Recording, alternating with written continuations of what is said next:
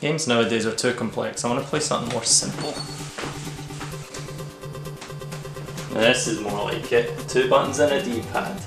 Games back then were simple, but it took time and dedication to master them. Shadow Warriors? I always thought this was Ninja Gaiden.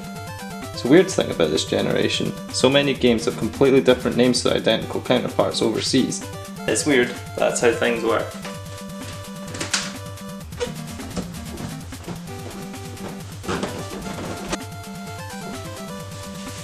Ninja Gaiden is known for its relentless difficulty for newcomers and has definitely earned the honour of NES Hard.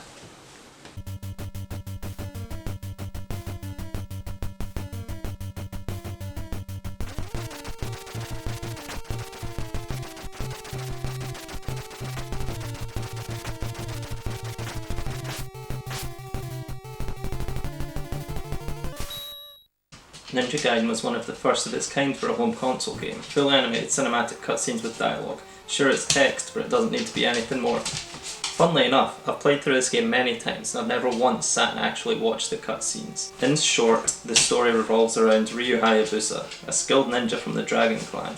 The game begins with Ryu's father, Ken Hayabusa, being killed by a mysterious enemy. In his dying moments, Ken entrusts Ryu with the task of retrieving a stolen artifact known as the Demon Statue and avenging his death. But time for the game itself.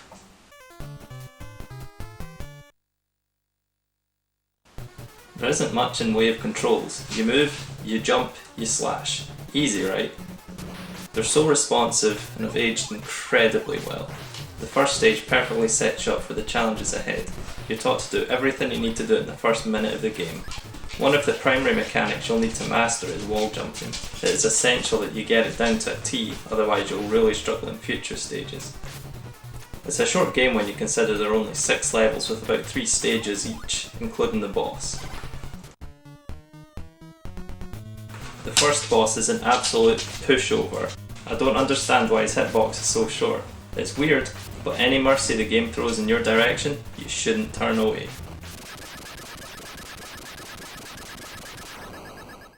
After each level, you're treated to the next bit of the story. The music really hits the ball at the park. It fits the mood perfectly in all of the cutscenes and really gets your adrenaline pumping during the action.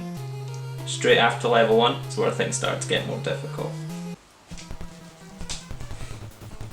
There are multiple screens with plenty of enemies to throw you off. It's early on you realise how unfair it can feel at times.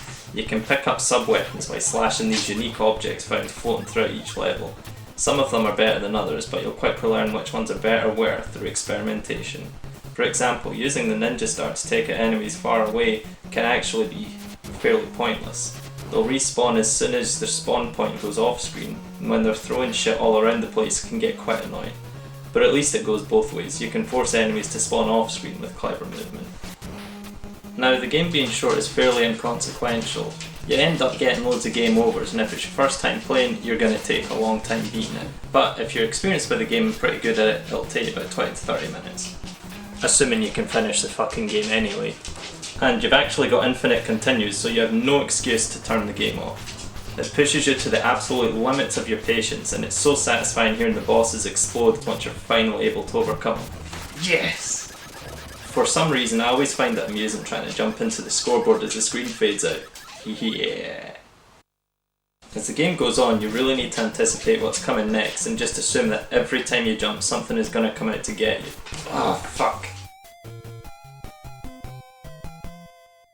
Almost every jump will have you paranoid that a bird or a bat or something like that is going to fly over and knock you into a pit. The health bar can feel pretty pointless at times, given that 9 times out of 10 you're just going to fall in a pit anyway.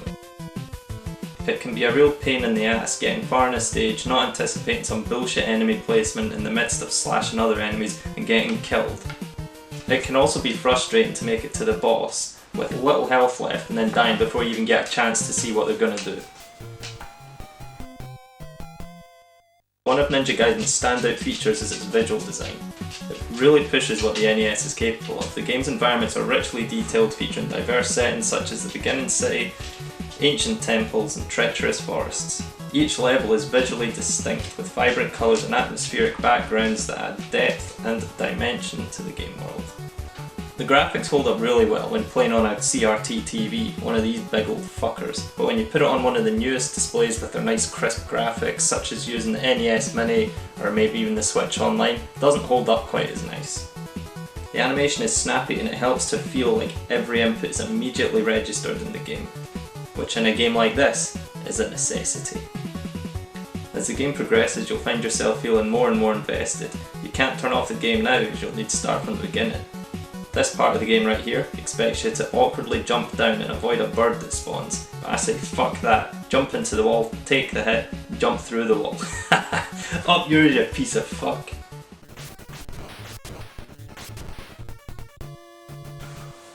Alright, here we are, final boss. The first form is a piece of piss. You can defeat him under 10 seconds by slashing the middle orb thing, but the second boss on the other hand, he can be a bitch. It throws fireballs at you every couple of seconds, be hard not to get hit.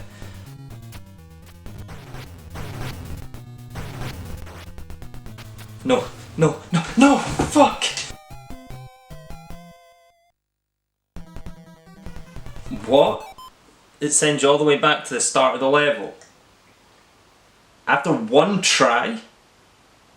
That's bullshit! Now I need to go through all the hardest stages of the game again. Fuck this, I need a fucking beer.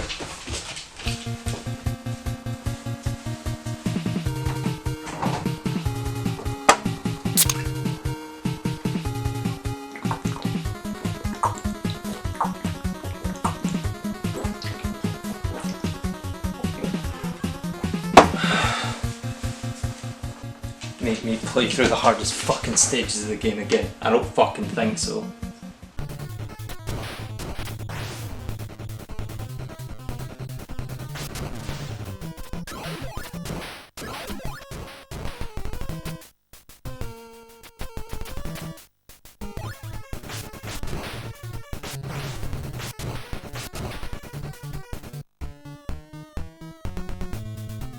I'm gonna beat this son of a bitch.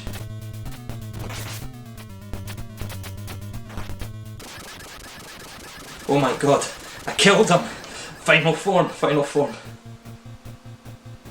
Slash fuck out his face, slash fuck out his face, then slash fuck out of his tail, making sure to avoid whatever these fucking things are. Then fuck him up, fuck him up, fuck him up, fuck him up! Yes! Holy fuck!